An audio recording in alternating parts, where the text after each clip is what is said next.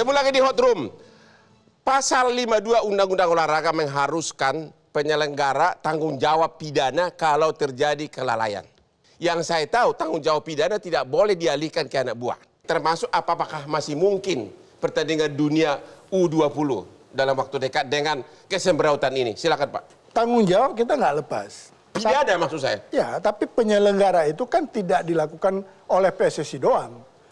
Ada yang tadi mekanismenya dulu. Mekanisme itu kebetulan jadi tuan rumah Arema. Jadi pampilnya dari Arema. Lalu diawasin oleh Liga. Di atas Liga itu baru ada federasi. Ada 3 tahap. Kalau dikatakan PSSI tidak mau tanggung jawab itu salah. Tapi ini satu bagian. Soal nanti apakah ini PSSI ikut terlibat dengan pasal yang abang tadi katakan, itu harus dibuktikan di pengadilan. Dan sekarang ini Anda mengatakan belum ada dasar untuk mentersangkakan pimpinan PSSI, yes or no? Saya tidak bisa berpendapat pribadi karena saya konflik interest. Oke, yang kedua mengenai U20. Yang kedua, kalau U20 kan kita sudah ditunjuk sebagai tuan rumah. Ya, bakal terlaksana nggak dengan keadaan begini? Ini tergantung kepada negara lagi. Artinya? Kalau negara dilihat oleh FIFA siap, oke, nggak ada persoalan. Jadi saya katakan, pertandingan U20 Piala Dunia, insya Allah tetap berjalan. Oke. Kepercayaan masyarakat kepada PSSI yang sudah didemo terus-menerus, gimana itu? Itu kembali kepada masyarakat, Bang. Aku nggak bisa bilang, aku orang dalam, Bang. Aku termasuk yang tertuduh, Bang. Oke. Aku mengharapkan, aku pribadi jangan di... Kalau disayang, disayanglah. Aku kan, I love you. Gitu. DPR kita, apakah tersangka perlu ditambah? Dan apakah U20 masih mungkin dalam waktu dekat? Perlu ditambah atau tidak, nanti fakta hukum yang bicara, Bang. Persoalan tersangka bertambah atau tidak, apakah nanti ketua umum menjadi tersangka atau tidak, itu fakta hukum yang bicara. Oke, yang kedua mengenai U20. Kita sebagai anak bangsa harus berusaha semaksimal mungkin, apapun yang terjadi. Pesimis atau optimis? Optimis saya. Kemarin Presiden FIFA datang ke Indonesia, apa manfaatnya? Itu sangat bermanfaat sekali. Secara moral manfaat. Hanya moral doang? Oh iya dong. Mau apa lagi sekarang kondisi seperti moral itu 90% obat mujarab, Bang. Oh begitu ya. Pak Tommy Welly gimana? Ya, negara berkepentingan dengan FIFA Under 20. Justru makanya melakukan lobby, pendekatan apapun namanya kepada FIFA sehingga FIFA datang. Sebetulnya adalah untuk menghindarkan sanksi dan supaya FIFA Under 20 tetap di Indonesia kan. Itu tercapai. Makanya dalam rekomendasi itu yang negara bisa eksekusi, negara eksekusi. Contoh untuk stadium di PUPR, untuk kepolisian pengamanan dengan kepolisian kan. Nah ketika urusan sepak bola, negara hati-hati untuk menyentuhnya. Maka didatangkanlah FIFA atau konsultasi dengan FIFA. Nah FIFA way out-nya kalau saya membaca dari runutan kronologis, menyodorkan transformasi. Nah sekarang ketika transformasi pun sudah disodorkan, PSSI juga malah makin terus terdesak. Menyodorkanlah KLB yang artinya suksesi kan sebetulnya. Bahkan di surat itu sebetulnya PSSI itu sangat menjaga marwah pemerintah kalau menurut saya. Alasannya nggak disebut loh Bang. Kalau saya malah FIFA, saya akan nanya. Kemarin problem, tragedi Kanjuruhan. Saya kasih solusi, saya kasih tool. FIFA-nya bahkan saya kirim. Kok sekarang minta ini, alasannya apa ya? Kalau saya FIFA, saya akan nanya begitu malah. Oh begitu. Karena itu tadi malah ini sebetulnya hal yang harus hati-hati supaya jangan jatuh ke intervensi. Sebenarnya bisa dilakukan tadi yang dikatakan dibentuk komite normalisasi. Seharusnya tim task force ini adalah bagian dari komite normalisasi PSSI untuk mempercepat melakukan perubahan di struktural PSSI. Menurut Anda Kongres luar biasa bulan Maret itu kelamaan nggak? Terlalu lama kalau menurut saya. Makanya kemudian kenapa kemudian saya usulkan komite normalisasi ini pernah terjadi 2010 di eranya Pak Nurdin Halid. Ketika itu pengurus PSSI-nya mundur, dibentuk komite normalisasi dipimpin oleh Pak Agung, kemudian dipilih pengurus baru. Bang, itu bisa disarankan ke FIFA. Normalisasi itu harus FIFA yang bentuk. Iya makanya. Kalau FIFA yang bentuk, maka resiko tentang kasus ini itu menjadi tinggi. Intervensinya akan dilihat oleh FIFA. Makanya itu. Justru langkah pemerintah itu sangat cerdik, sangat halus untuk menghindarkan itu sampai FIFA-nya datang. Sebetulnya concernnya itu FIFA U20 harus selamat, Indonesia nggak kena sanksi. Kalau FIFA U20 itu selamat. Kenapa? Karena FIFA punya kepentingan dengan Indonesia. Makanya kemudian udah 2 kali bertemu dengan Presiden Jokowi. Pak Presiden ketika kita menyerahkan laporan TGIF, Pak Presiden mengatakan bahwa seharusnya kita disanksi 10 tahun. Tapi tidak disanksi karena ada langkah-langkah yang dilakukan oleh pemerintah Indonesia untuk melakukan pembenahan ini semua gitu. Tapi kan langkah-langkah itu dicuekin. Nah ini kan problemnya ada di sini. Makanya kemudian saya mengusulkan agar kemudian ada langkah-langkah percepatan. Seharusnya misalnya ini kan KLB disarankan oleh komite eksekutif, sudah sah. Tapi komite eksekutif belum memuat agenda-agendanya. Harusnya dimuat agendanya itu semua sehingga kemudian statusnya jelas. Sehingga kalau kemudian statusnya jelas, jalannya juga bisa jelas. Gini, saya sudah... Bang, perlu saya jelasin nggak, Ya, Bang? bentar loh, saya sudah nangani banyak kasus RUPS, pemilihan direksi. Yes, beda. Dan Bang. itu perlu dengan politik. Kalau nanti dalam KLB ternyata terpilih lagi pengurus PSSI sekarang, Nah, ini kan yang apa jadi reaksi kalian? Ini kan yang jadi pertanyaan masyarakat. Jangan-jangan ini akal-akalan. Jangan kemudian bilang, wah Akmal nih suzon, bukan Tuh, suzon. jangan-jangan akal-akalan PSSI. Dari 2011, KLB akan pemerintah terpilih selalu lagi. Gimana dikangkangi sih? oleh Aku suka PSSI. kalau ada saudara Akmal ini. Ya. Jadi semua kita di PSSI terbangun. Oh, jadi? Karena versi dia udah mewakili FIFA tadi. Ya. Yang saya tahu, yang dibuat oleh timnya Pak Akmal dan Pak Mahfud, Ya. itu laporannya rahasia kepada Presiden. Tapi bocor. Tapi bocor. Kok bocor? Nggak bocor, memang dibuka. Itu kan independen, makanya dibuka aja semuanya. Ya, kan itu laporan ke dalam kan. TGIPF Nah, itu kasih dibuka. Kenapa? Karena ini ke dalam kan. independen. Ya. Nah, ini maksudnya kita bicarakan ini. Nah, kami ambil inisiatif. Oke, karena ada tekanan, bohong kalau dibilang PSSI nggak ada tekanan. Kita ambil inisiatif. Yang saya surprise, Bang, saya datang dalam undangan Esko emergency meeting itu, saya pikir kami akan terjadi perdebatan. Ternyata kami yang hadir pada malam itu 12 orang, bulat.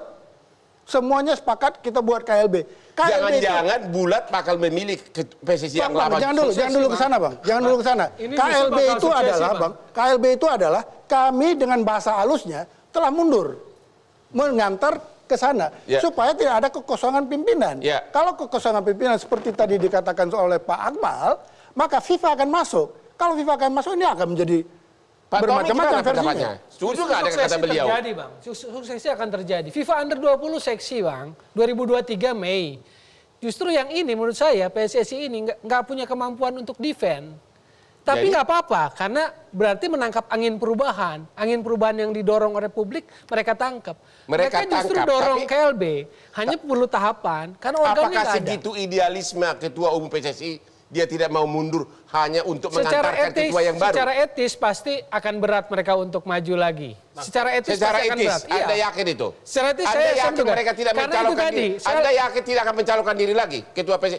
Beberapa pengurus yang lama? nggak bisa saya pukul rata semua ya.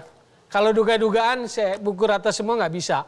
Tapi saya kecenderungan mayoritas nggak akan muncul lagi. Begitu. Iya, ini sebuah suksesi, Bang. Saya namanya 1 menit. Saya kira kasus ini dengan niat PSSI untuk bikin KLB itu sebuah seruan moral. Itu sudah terpanggil etiknya. Jangan lupa loh, dalam pemilihan direksi pun di perusahaan-perusahaan bikin RUPS, Saya kira biasanya kita- malah mengangkat lagi direksi yang bermasalah. Makanya kita Sebab- jagain yang Makanya tertentu aja, orang Bang. Indonesia ini kan terkenal dengan positive thinkingnya, Bang. Kita Ya. positive thinking.